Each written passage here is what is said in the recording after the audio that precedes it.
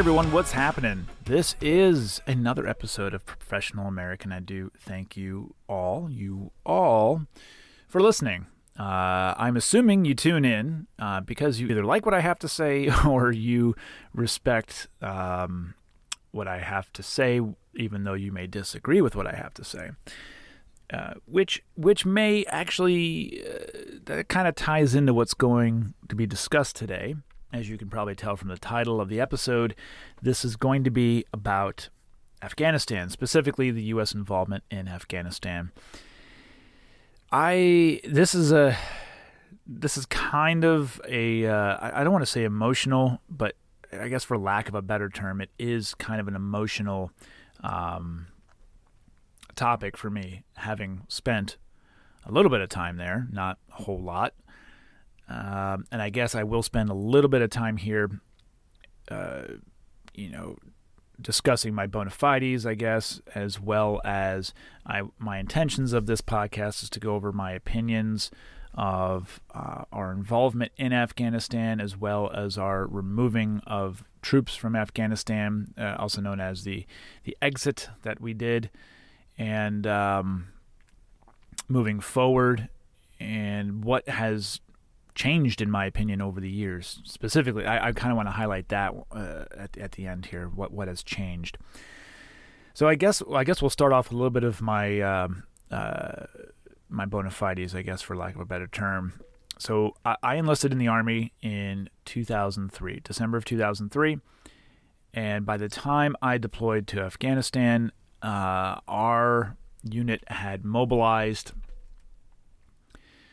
That was December of 2007. Yes, December 2007. I want to say it was December 7th, but I don't know if that's correct.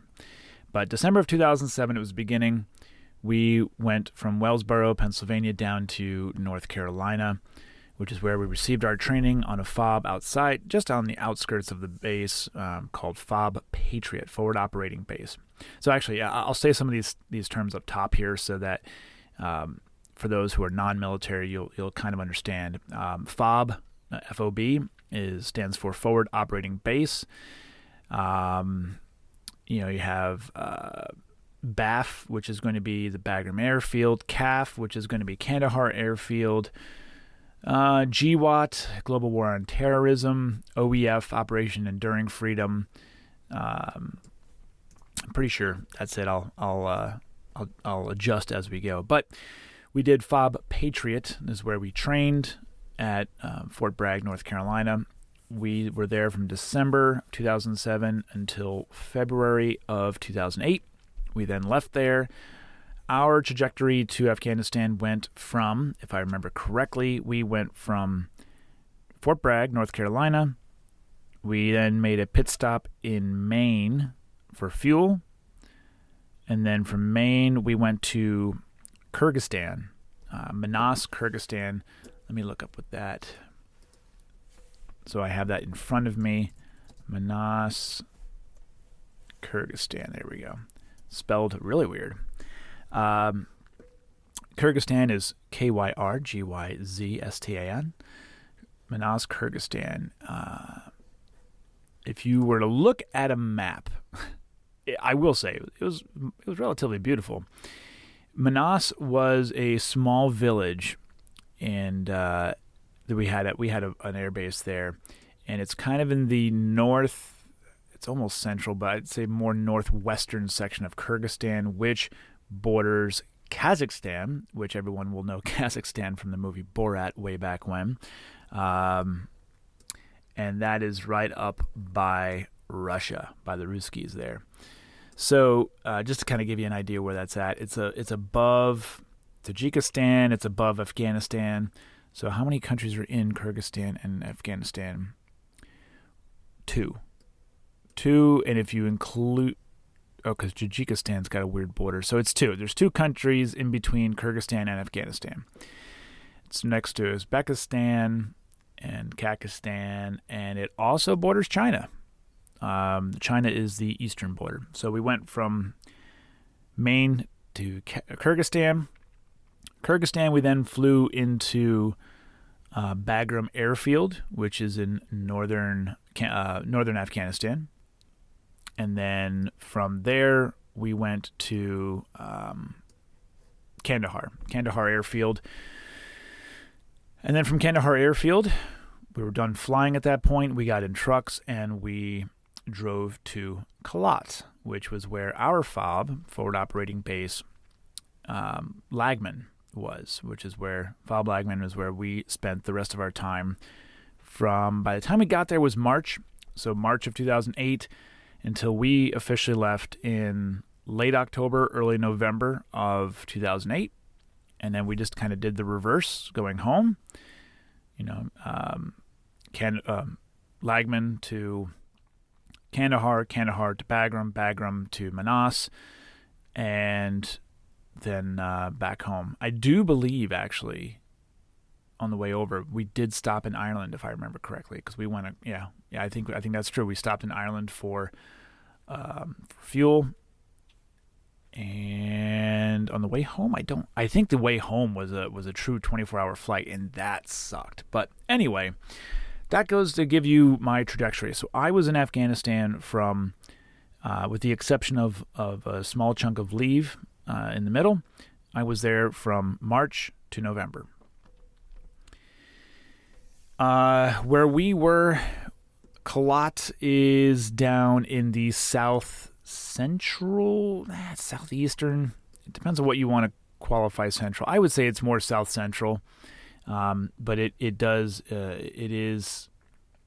about an hour's drive north of Kandahar or Kandahar Airfield, off of Afghan Highway 1. Highway 1 is really one of the only paved roads in the country, and that road will actually take you from Kandahar all the way up to Kabul, which is the capital. And although we never went up that far, but Qalat was a very small town, and what we were told by the guys that we replaced, which if I remember correctly was the Arizona National Guard. I could be wrong on that one. I believe it was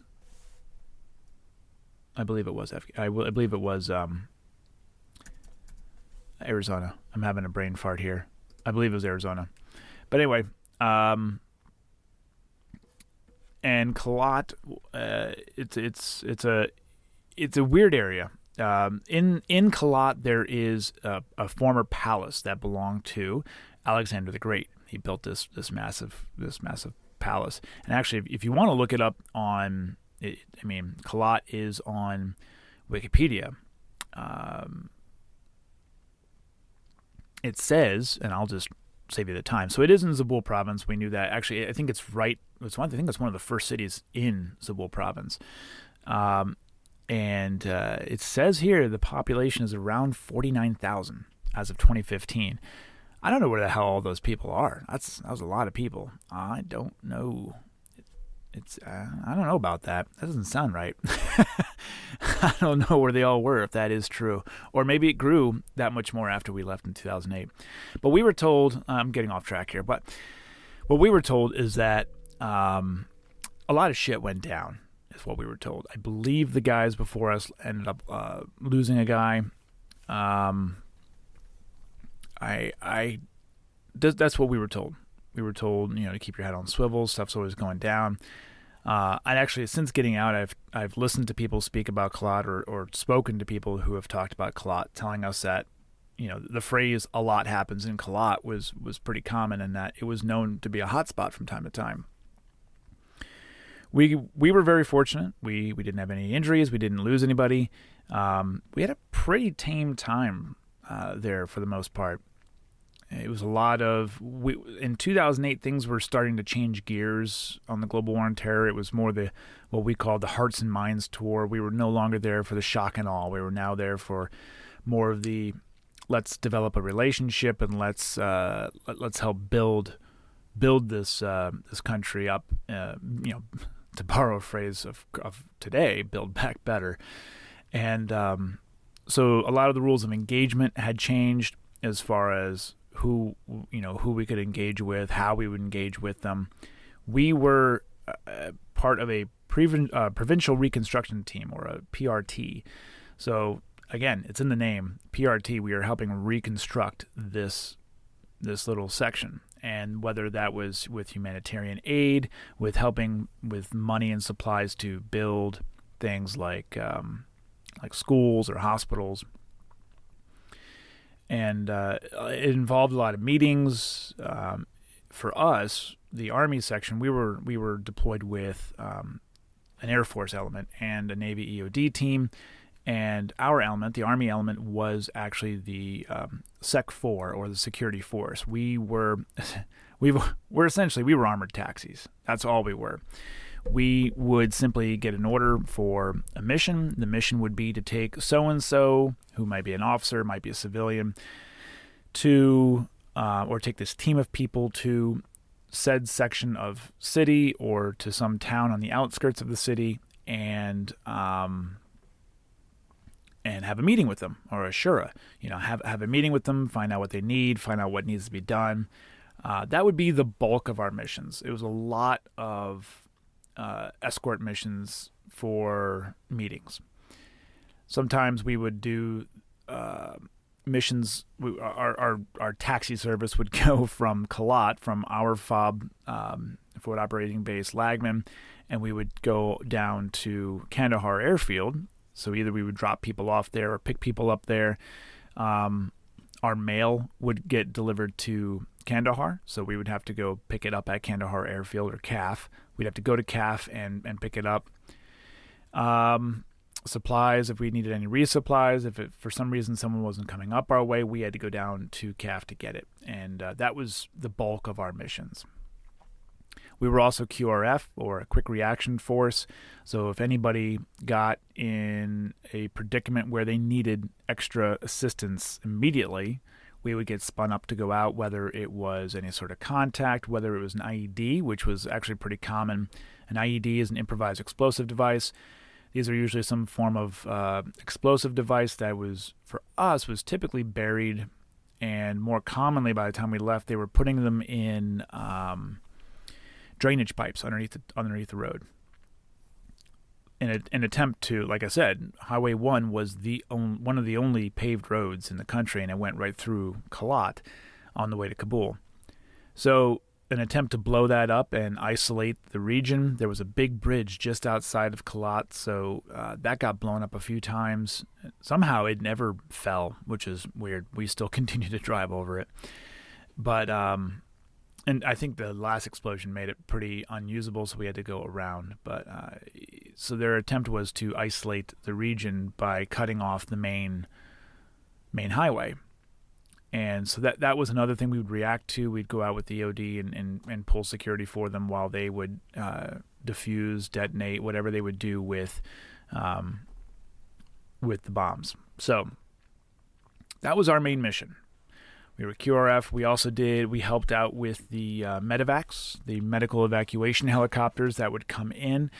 I believe FOB Lagman was the only, or it was the trauma center in our area that would stabilize people on the way, so that they could then go to Kandahar Airfield for better treatment or further treatment. It was used as a stabilization or refueling section. So there would be a lot of if anyone came in, medevacs, we were QRF for them, so we'd run up to the helicopter pad, which was right outside of our tents, and we would help unload, bring them down to the med center, and then help load them back up if necessary as well.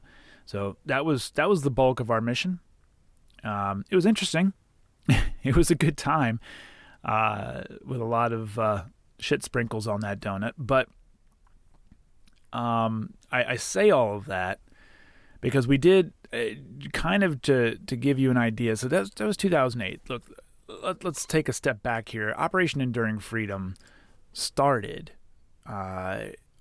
It was obviously in response to 9/11 attacks. Everyone kind of knows it at this point, but it started on the 7th of October, 2001. So it was less than a month. We were already. Operation Enduring Freedom was started. There is another Operation Enduring Freedom. There are several different parts of Enduring Freedom. So everyone knows the Afghanistan section, which went from 2001 to 2014. Then became Operation Freedom's Sentinel. Operation Freedom's Sentinel. Sentinel. Words are weird. Anyway, that OEF in Afghanistan, that ended in 2014. There is Operation Enduring Freedom that goes in the Philippines, Horn of Africa. There is one in Kyrgyzstan, which was about that same time as well. Central America and the Caribbean has one. But the one that I'm specifically going to talk about is the war in Afghanistan. So 2001, October 7th. And officially, it is still ongoing, technically, the war in Afghanistan. OEF, like I mentioned, ended in 2014. So 13 years, 2 months, and 3 weeks. And what is in the news currently is that we have now pulled out troops from Afghanistan. This was kind of set in place by former President Trump, and now by President Biden was the one to actually execute.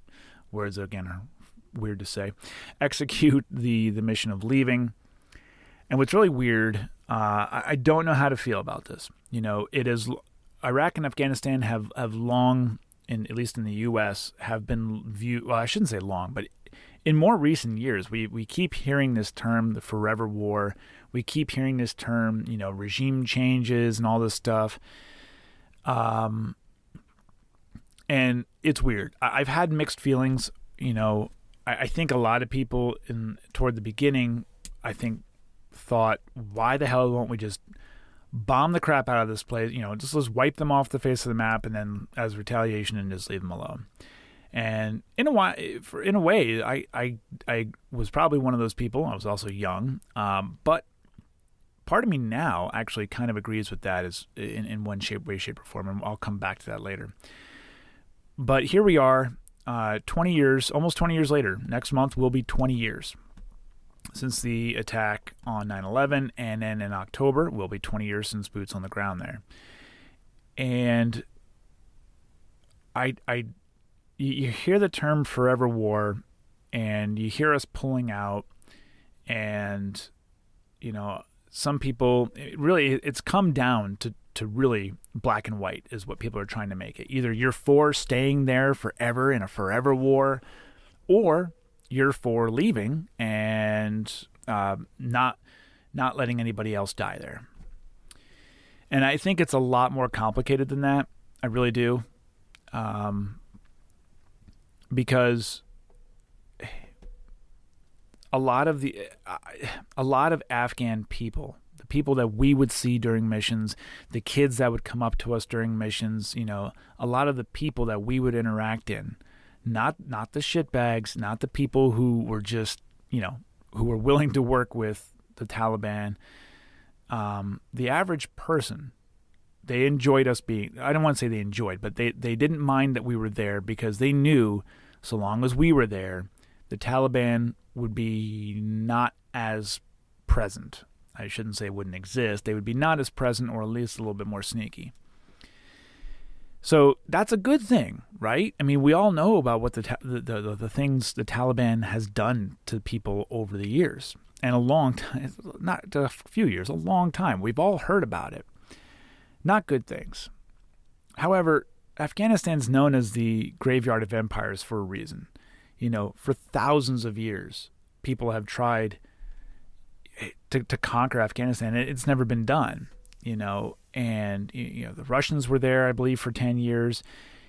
They failed, and I guess, ultimately, I view this as a failure. We have failed in Afghanistan, and I believe it's based off of one thing. I believe that based on the lack of the definition of success. And I want to go back actually to the Vietnam War. If you've spent any time looking at or researching or listening to anything regarding the Vietnam War, you will see the parallels to Afghanistan. There's a lot. There are many, many parallels. I'll highlight only a couple here. Number one would be the definition of success, the definition of winning. In my opinion, we did not win the Vietnam War. in my opinion, the last war that the U.S. had an actual in the W column would be probably World War II. Well, definitely World War II. And I guess you could chalk up the Korean War as well. You know what? I will take that back. We went from World War II. We went to the Korean War. We definitely had a W in Desert Storm. So I don't want to take that away. So we definitely that. That was a smaller conflict. Obviously, I'm not going to take anything away from anyone that was there. Smaller conflict. As far as grand scale wars, I believe the last conflict that for us to have a win would have been World War II. The Korean War is very easy to forget. That's why it's called the Forgotten War.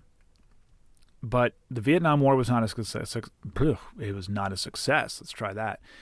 And if you look back through there, the metric that was being used for a very long time as to us winning in Vietnam was death.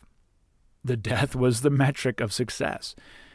And specifically, how many people were we killing versus how many of our guys got killed. That was the metric for success. They were trying to put numbers, like if you served in Vietnam, you were literally a number. You were just a number. Whether you were a survivor number, whether you were wounded, whether you were killed, you were just a number, unfortunately.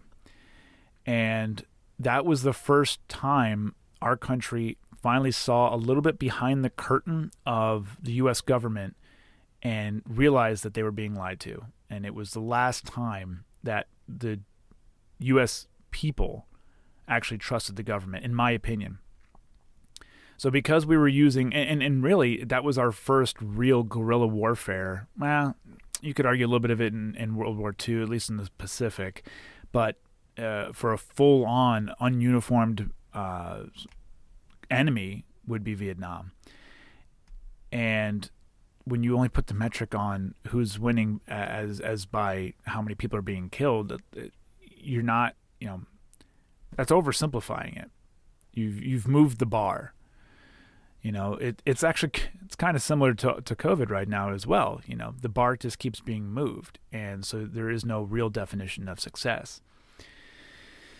Well, when you go to Afghanistan, what would be defined as success, as a win in Afghanistan? Is a win getting rid of Osama bin Laden? Okay, well, if that's the definition, then we won. We did win. Congrats. Mission accomplished. If it was to, get rid of the Taliban, well, then we lost, because while we got rid of them for a little bit, well, now they're back now. Spoiler alert, they're back.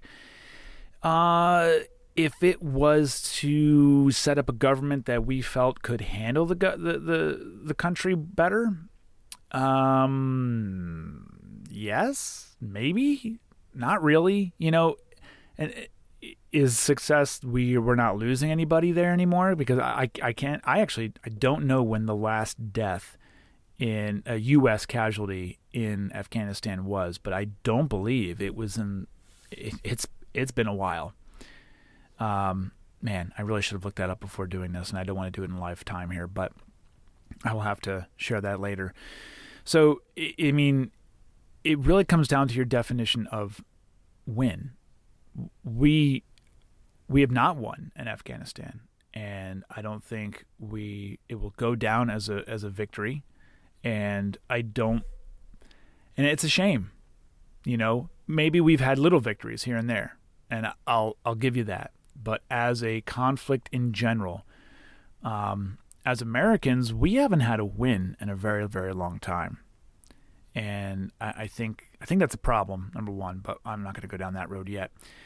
So I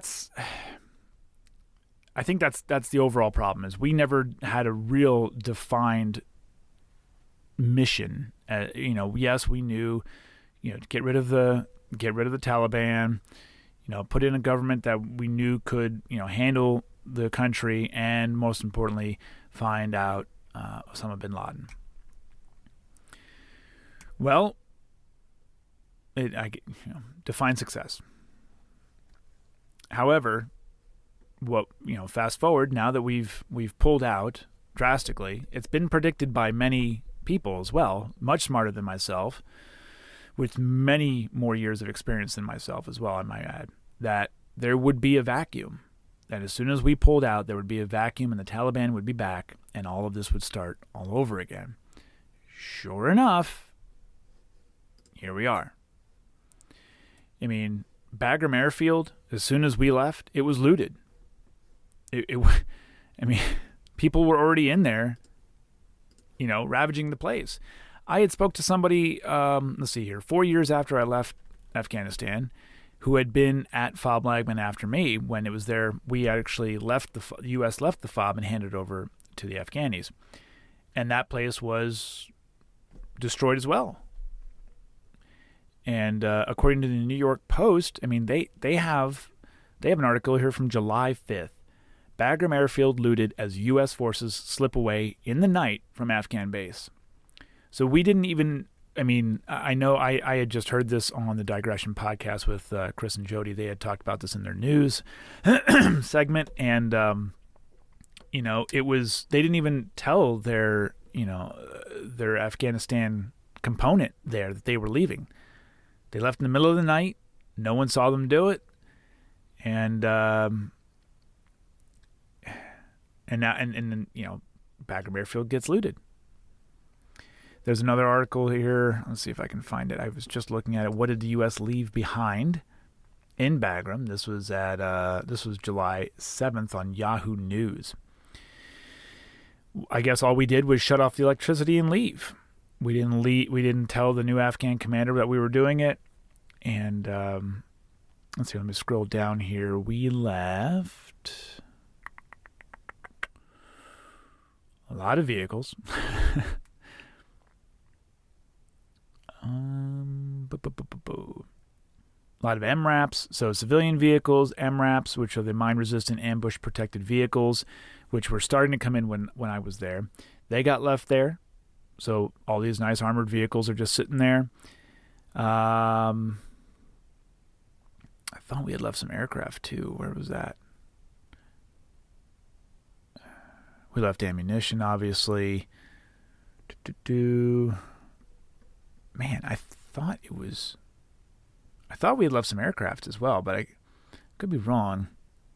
And I'm not seeing that now. I should have done my homework. Anyway, regardless, we left stuff there. We didn't do a full pullout. We just yanked our people and just left. It's insane. Again, we'll go back to parallels here. In Vietnam War, when we left, we decided, hey, we're not winning, and we're going to pull out. But at least everyone got to see the last people pull out of Saigon. At least we got to see that. And we have photo evidence. We have video of that. It's there. But we don't have that for Afghanistan. And, there are pictures of Bagram being, of the aftermath. There are photos. They're out there. I'm looking at them now at MSN as well. It's insane. It's absolutely insane. And how does that make someone like myself or someone who even spent more time there feel? We spent time. Granted, we volunteered for it, but we spent time there. Was that time for nothing? We're not going to commemorate it? We can't have a mission accomplished, welcome home parade. We can't have a victory. There's no check mark in that W column for us. So many people have been lost there, lives lost. And it really does make people go, for what? Like I mentioned, I didn't know anybody that was killed in Afghanistan. And I'm very thankful for that. But there are many people who were there when they lost somebody, or they know somebody who lost there. The families that have been left alone, for what? To just slip away in the middle of the night? What the hell? So it's a little sore. It's a little sore. While I understand that being there was kind of just going through the motions, essentially. I feel it was kind of, we were there just to kind of go through the motions, but and was it truly needed? I don't know. At this point, when you change the definition, I don't know if it's worth it. But moving forward, what we're seeing is now the Taliban is making a resurgency. They're taking over people. They've already beheaded some people for working with the U.S. They're going to. You mark the words of people much smarter than me, and I guess I will just parrot it as well. They're going to take back over. We're going to see a resurgency, and the Taliban will once again rule Afghanistan. And I heard a couple different numbers. We're not going to be completely out. The bulk of involvement there will be out. I originally had heard around 300 troops were going to stay at the embassy. I later heard almost close to 1,000. So I'm not entirely sure what the number would be. Let me see if I can do some real-time checking here. How many troops to stay in Afghanistan? According to DuckDuckGo, the Washington, Fox8.com, they are saying about 650 troops so it says here, roughly 650 U.S. troops are expected to remain in Afghanistan to provide security for diplomats after the main American military force completes its withdrawal, which is set to be largely done in the next 2 weeks. That was as of June 25th. So the departure of more than 4,000 troops. That's what pulled out. So we really didn't actually have that many in the grand scheme of things. But so we're going to have less than 1,000 still boots on the ground in Afghanistan, mostly for, diplomats and stuff like that. I don't know how many are actually going to, how long is that going to stay? Hopefully we don't see some form of rebellion against them being there, to push them out completely. So why am I conflicted? Well, on one hand, you look, we still have troops in Germany. World War II. It's been a long time since World War II ended. And we still have troops there. It ended in 1945, for Christ's sake. 76 years ago, and we still have troops in Germany. Okay? It's just become commonplace. We still have troops in Korea. The Korean War ended in 1951. So I get why we need to have troops in these areas to a degree. For strategic, it's for strategy, or as W would say, strategery. I get it. If you have a base in Germany, well, it makes going to Russia a little bit easier because you have a stepping stone. You don't have to go straight from the U.S. directly to Russia, even though that would be the wrong way to go. But you get what I'm saying here. It's nice to have these key areas that you can group in before going to something else. It shortens your distance. So having your fingers in little places throughout the world, I get. Especially if they're not there as an occupation force. If you're there purely for, strategic measures in the future, and you have no really control over local population and stuff like that, okay. I get that. Well, we kind of were there with Afghanistan, and honestly, if we pull out of, if we do a 100% withdrawal from Afghanistan, we're still going to be in all these other countries all over the world. If I remember correctly, I'm gonna do another. Let me do another on the spot here because I want to make sure I get this number correct. How many countries does the U.S. hate to use Occupy, but let's use Occupy.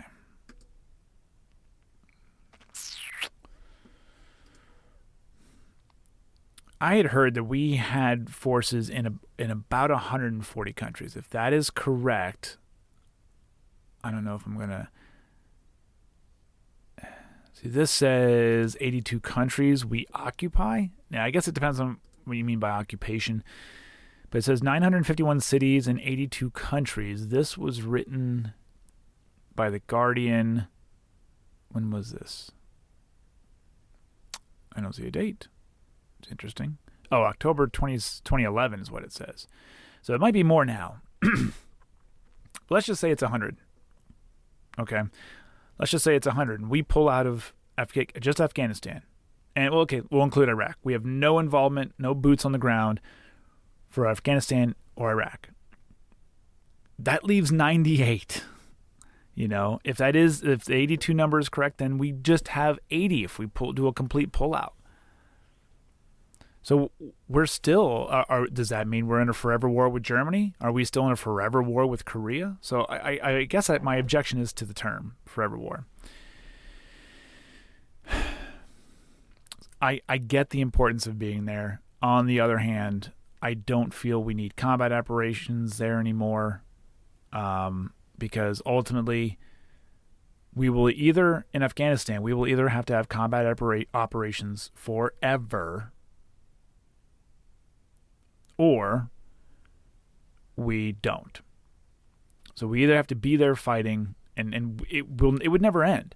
I was actually just saying to my wife yesterday, that I personally believe in order for the Taliban to not be able to exist, you have to get rid of every single person. You have to get rid of the ideology. And you have to get rid of if there is one person left with the ideology that is similar to the Taliban or ISIS or Al Qaeda, any of these groups. If you have one, all it takes is one person. So you essentially have to eliminate everybody and let it start from scratch. But the problem now has gotten to the point where that ideology has now spread. They have people all over the world. So even if you eliminate every single person within the borders of Afghanistan, there will be somebody who comes over from Pakistan and starts fresh. There'll be somebody from, who maybe was in Afghanistan and then left, and then they'll just come back. So you see how this is not black and white, and it's been really nagging at me. It's been clawing at my brain ever since I heard that we're going to be pulling out. So it's not black and white. It's not as simple as the Republican talking point or the Democrat talking point. It's not. I personally feel it's foolish to pull out on one hand. On the other hand, there's a shit ton of money that has been spent just to be in Afghanistan. And it's so damn wasteful to be there if being there means we are trying to accomplish a mission with no definite end goal. Come on. It's conflicting. And I guess instead of really trying to educate you, I guess it's just a way for me to voice how I feel about this, and that I have a feeling there's other people who feel very similar to me, and that it's hard to verbalize this feeling. And you could say, well, Christoph, you have no experience as a political analyst or geopolitical analyst, or you were only there for several months. You weren't there many, many, many times. You're not an expert. You're right. I'm not. But as someone that existed when we entered Afghanistan, as someone who joined the army because of the attacks on 9/11, as someone who was deployed to that region in support of those attacks, and as someone who is now still alive, almost 20 years later, seeing cases of fathers serving with their sons in the same war, I'm pretty sure that classifies me to be allowed to have an opinion. And I think what gets me a little bit more is being being the father of 2 girls and seeing how the treatment of women in Afghanistan took place, that kind of tugs at the old heartstrings a little bit. Seeing a girl shoved to the ground after giving her a bottle of water by boys because, well, she's a girl. She doesn't get to have water. That's the boys' water.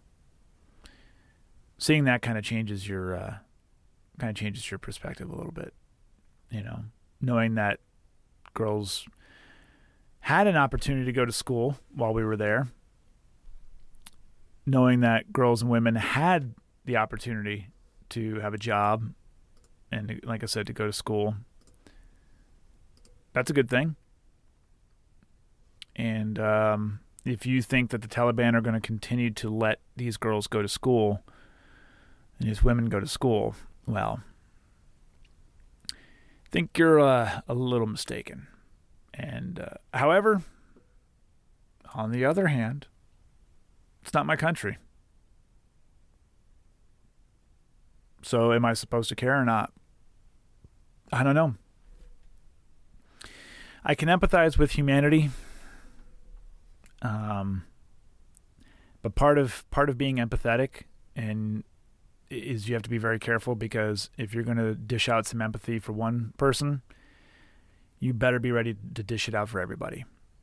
So while on one hand I'm very empathetic to the Afghan women and girls in their struggle ahead, because it's coming, if it doesn't already exist currently, I'm also very empathetic to what's going on here and our troops that would have to go there in order to give these women and children the life that we expect to have here, because that's our God-given right as Americans. So if you're going to dish out empathy, just be prepared to dish it out for the whole family. I guess that's it. I think that's it. I think we have really failed as Americans to look at history. And I know it's said all the time, those who repeat history, or those who ignore history are doomed to repeat it. I know it's said so many times. But I really feel that I truly believe that is real. It's real and true. And yes, you can call it confirmation bias, because I want these parallels to exist. Well, I didn't want the wars to exist, but they do. And I'm just drawing the comparisons here.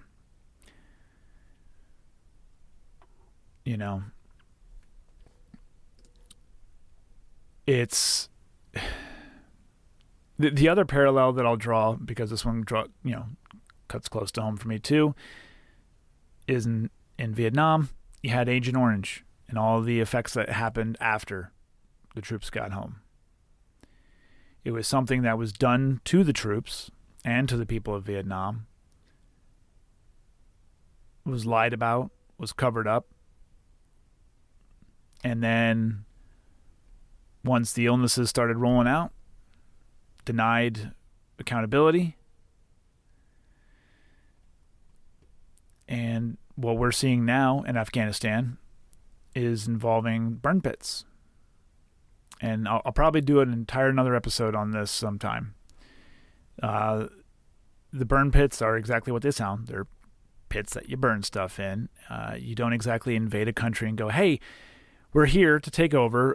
Where is your nearest waste management center? We need to recycle. We need to dispose of things properly. Where is that? Especially when that country is a third world country. So what you do, you dig a big old pit and you burn everything. What do you burn? Well, when I say everything, I mean everything. Batteries, human feces, your regular trash, whether it's residential or commercial trash, tires, oil, everything. You burn it all. And those fires would rarely stop. They wouldn't always be, billowing black smoke, but they would just be smoldering and all of that going into the air. And we're seeing it now. We're seeing we're seeing these cancers and other illnesses coming back. When you have, in some of these cancers, when the average age is in the 70s for people to normally get them, you're having guys in their 30s. Instead of 70, now you're going to be 30. You have non-smokers getting lung cancer. We just had a Medal of Honor recipient die last year from lung cancer. That is believed to be related to the burn pits. It's and the government, the VA, is saying no, it's not related. I don't want to take it away from the government completely. There are people within the Senate and Congress that are pushing for legislation around burn pits and supporting troops that have been affected by exposure like this, toxic exposure. And that's good. At least it's being talked about, because back in the 70s and 60s, it was not being talked about. And actually, let's see here. This episode's going to come out on the 6th, which is Friday. Yesterday, August 5th, there's an episode that I co-hosted on the Digression podcast about Agent Orange. So if you want to learn a little bit about Agent Orange and what happened in Vietnam, I'll have a link in the show notes so you can go check out that episode. So there is a slight parallel there. The only difference I feel is that we are not spitting on troops coming home between the years of 2001 and 2021. That's about the only difference. You can at least admit that you were a veteran. You can at least admit that you are serving. You could at least admit in public that you deployed. Our Vietnam troops did not get that pleasure. So that's my parallel. And I think that's really it. I could beat this horse for a lot longer, and if anybody wants wants to have a conversation about this, I would love to have it, whether it's indifferent, whether it's pro what I said or anti what I said. I would love to chat with people about this, because it's definitely interesting. And I know I've listened to people who have had no experience in Afghanistan or with the global war on terror at all, have very strong opinions about what to do there or what not to do there. And I find it's just a lot of regurgitation of talking points from politicians, and I don't feel it's based out of any experience whatsoever. So I would love to chat with you. If you have a question, I will gladly answer them. I can answer them on the next podcast. And but yeah, reach out if you have any questions, and that's all I'm going to do. That's all I'm going to say about that. I feel like Forrest Gump here, speaking of Vietnam. Okay, well, I thank you all for listening. I do have 2 more podcast ideas that are going to be coming out for the month of September and the month of October. I'm not sure which order they're going to be in. I am going to do an episode based on the burn pits. I am going to do that. I'm also going to do an episode about harvesting food, specifically chickens. So I'm probably going to have Crystal, my wife, on for that one to discuss the day we harvested some chickens. So that's going to be coming up too. She did agree to do that, and now that she's had some more time to process it, we've decided to do that. So, all right, that's it. That's all I got. Thank you all for listening, and head on over to thebeardeddetailer.com/professionalamerican for more information. And if you do want to submit a question, you can do so on all the social medias or via the website as well. So that's all I got. We'll catch you next time.